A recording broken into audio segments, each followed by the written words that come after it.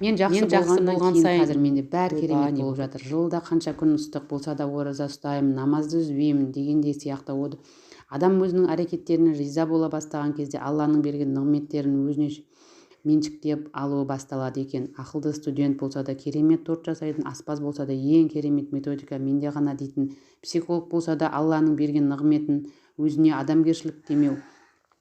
Қандай да бойыңызға қабілет болса да, намазда тұрсақ, садақа беріп жатсаңыз, оның барлығы Алла тағала қалағаннан кейін, сол нәрсе сіздің санаңызға сіңіргеннен кейін ғана жасап жатырсыз. Ғалымдар айтады, адам тыным шынымен тура жолда болса, білім алған сайын сол білімді беріп жатқан жаратушысына рахмет айта бастайды. Ал егер адам шикілеу болса, әр жаңа нәрсені үйренген сайын басқалардан көп білетін болдым-ау деп нәпсісін семірте бастайды. Нендей жақсы қасиетіңіз болса, сіздікі емес, бір Алланың қалауымен, соның мейірімінің арқасында.